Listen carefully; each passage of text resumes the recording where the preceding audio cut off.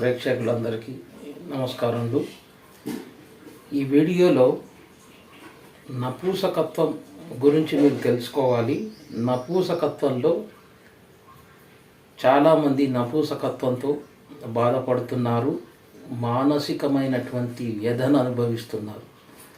నపూసకత్వం గురించి మీరు వైద్యులను, డాక్టర్లను అందరినీ కలుస్తూ తరచుగా మందులు వాడుతూ ఉంటారు. కానీ నపూసకత్వం ఎందుకు వస్తుంది అసలు అనేది కూడా జ్యోతిషపరంగా మీరు తెలుసుకోవాలి.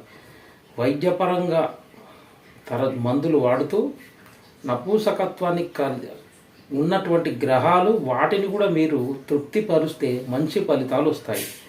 అసలు ఈ నపూసకత్వం వల్ల చాలామంది యువత మరి ఇతర రోగాల వల్ల కూడా నపూసకత్వం ఏర్పడుతుంది.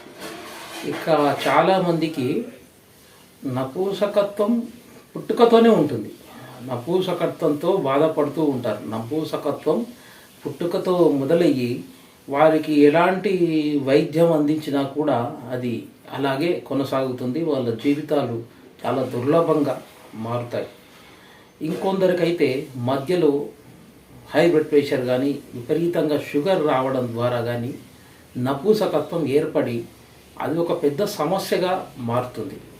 ఈ నపూసకత్వానికి అసలు ఈ గ్రహాలు ఏమి సూచిస్తున్నాయి, మీ జాతక చక్రంలో ఏ గ్రహాల వల్ల నపూసకత్వం వస్తుంది, ఇది మీరు తెలుసుకోవాలి.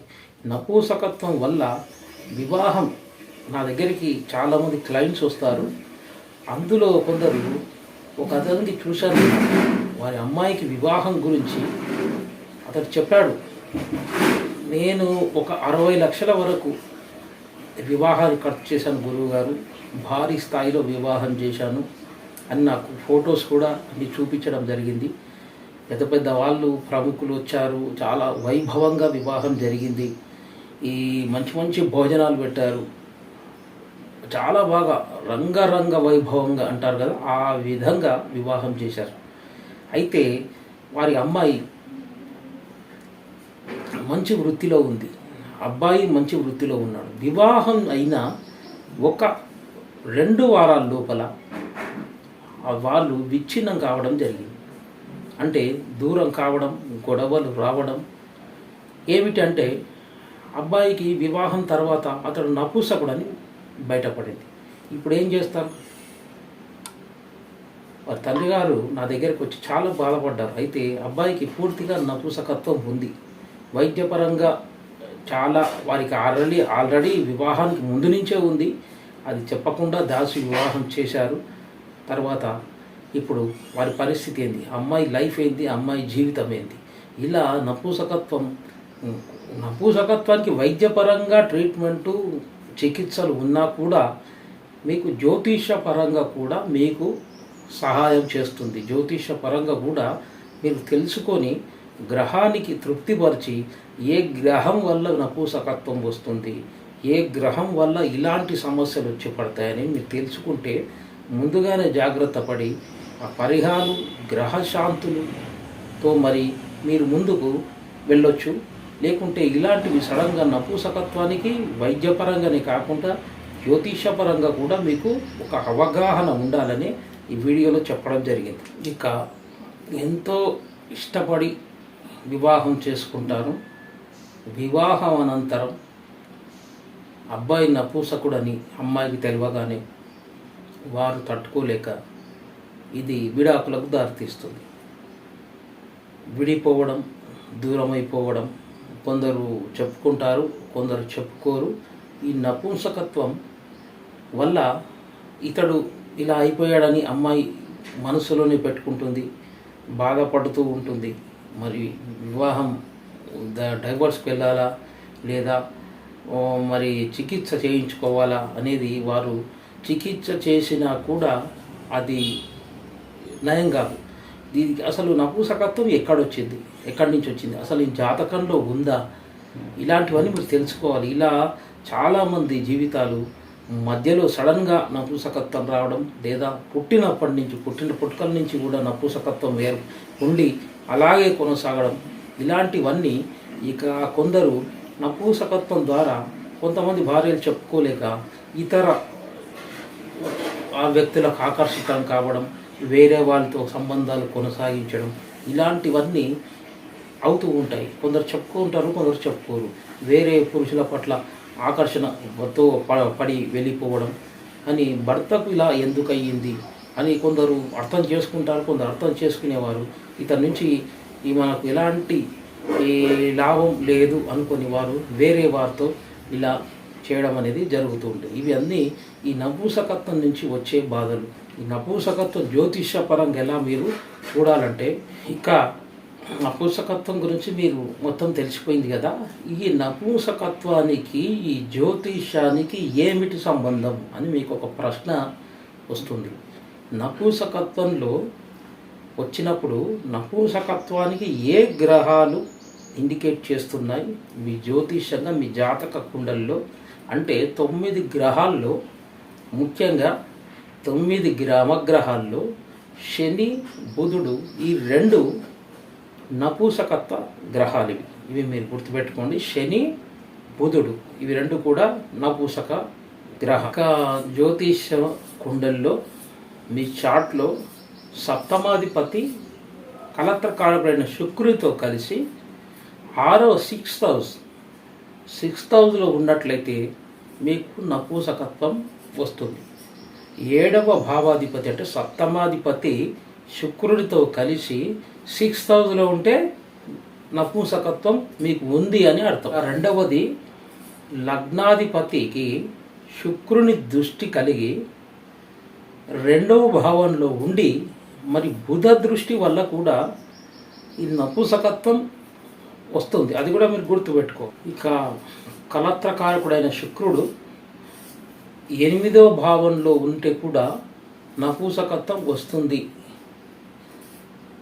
అది కొందరికి పుట్టుకతో రావచ్చు, కొందరికి మధ్య వయసులో కూడా రావచ్చు. అది మీరు గుర్తుపెట్టుకోవాలి. శుక్రుడు 8th హౌస్లో ఉంటే కూడా నపూంసకత్వానికి దారి తీస్తుంది. ఇక కుజుడు సప్తమాధిపతి అయిన 7వ భావానికి కనెక్ట్ అయి ఉండి లేక కుజ దృష్టి ఉంటే కూడా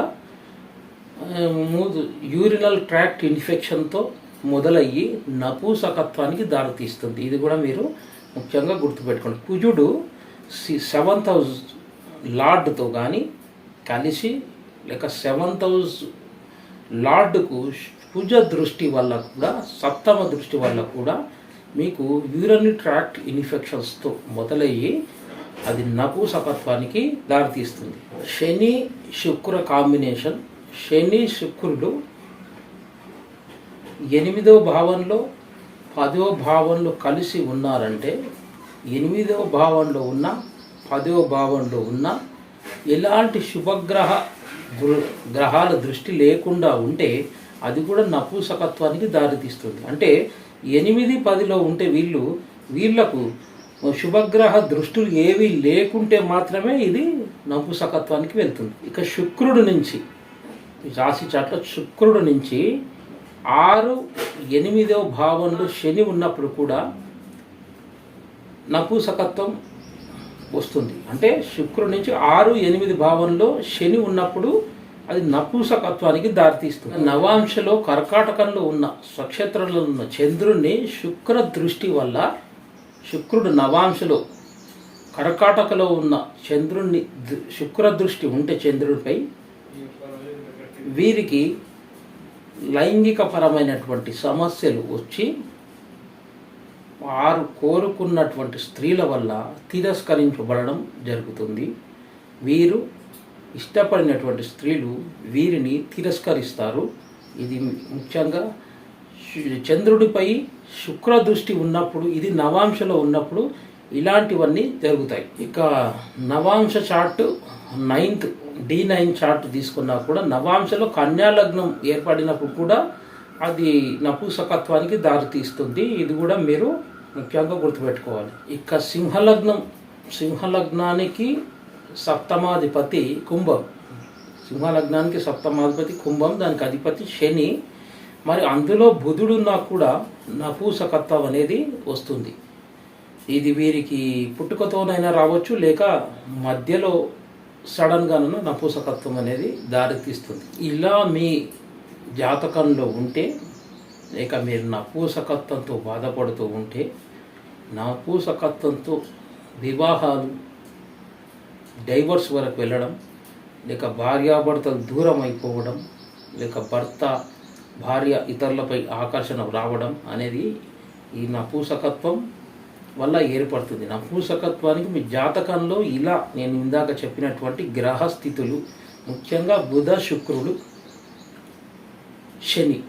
శని బుధులు జ్యోతిష శాస్త్రంలో వీరు నపుంసక గ్రహాలు. వీరికి కలత్రకారకుడు శుక్రుడు. ఈ 3 గ్రహాల వల్ల వీరి ఉండే భావాల వల్ల ఇవి ఇలా ఏర్పడతాయి. మీకు ఇలాంటి సమస్యలు ఉంటే ఆ స్క్రోలింగ్ ఉంది కదండి, ఆ స్క్రోలింగ్ మీరు కన్సల్టేషన్ తీసుకుంటే దానికి తగినటువంటి పరిహారము చెప్పడం జరుగుతుంది. పరిహారంతో మీకు వైద్యపరంగా మీరు రకరకాల మీ చికిత్సలు తీసుకొని మంచి ఫిజికల్ ఫిట్నెస్ మెయింటైన్ చేస్తూ మంచి వైద్యులతో కలిసి మందులు కానీ వైద్యపరమైనటువంటి చికిత్సలు చేస్తూ ఇలాంటి పరిహారాలు చేసుకోవాలి. ఎప్పుడైనా వైద్యపరంగా మీరు ఎంత తిరిగినా, ఎంతమంది డాక్టర్లను కలిసినా కూడా మీకు ఎలాంటి లాభం లేదు, నాకు ఎలాగా బాగా కావడం లేదు అంటే మీరు జ్యోతిషాన్ని కూడా తీసుకొని దానిలో ఉన్నటువంటి ఇలాంటి లోటుపాట్లు, ఇలాంటి గ్రహ స్థితులను చూసి పరిహారాలు, దీనికి తగినటువంటి పరిహారాలు నేను చెప్తాను, అలా తీసుకోవాలి. జ్యోతిషం దగ్గర పరిహారాలు తీసుకొని చేస్తూ ఉంటే మీరు వైద్యపరంగా మీరు వాడుతున్న ఆ మందులకు త్వరగా మీకు నయమై మీరు మామూలు స్థితికి వచ్చేస్తారు. నపుంసకత్వం పూర్తిగా సమసిపోతుంది ఆ సమస్య. ఎందుకంటే జ్యోతిషపరంగా కూడా తీసుకొని పరిహారాలు చేస్తూ వైద్యుల దగ్గరికి వెళ్ళి వారు ఇచ్చినటువంటి మందులు వాడితే త్వరగా మీకు తగ్గుతుంది. లేకుంటే ఎంతమంది డాక్టర్లు వైద్యుల దగ్గరికి వెళ్ళి మీరు రకరకాల మందులు వాడినా కూడా ఎలాంటి ఫలితం అనిపించదు. ఎందుకంటే జ్యోతిష పరంగా కూడా మీరు దృష్టి పెట్టి ఇలాంటివి ఉంటే మీరు కన్సల్టేషన్ తీసుకుంటే దానికి ఎలాంటి పరిహారం చేస్తూ ఉంటే మీకు నపుంసకత్వం పోవడానికి మంచి దారులు అవుతాయి, త్వరగా నయమైపోతుంది.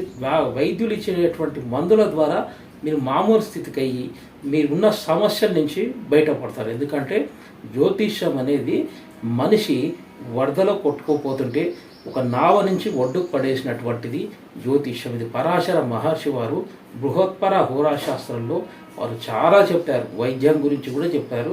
ఈ జ్యోతిష్యం ఉన్నదే సమస్యల నుంచి బయటపడేయడానికి.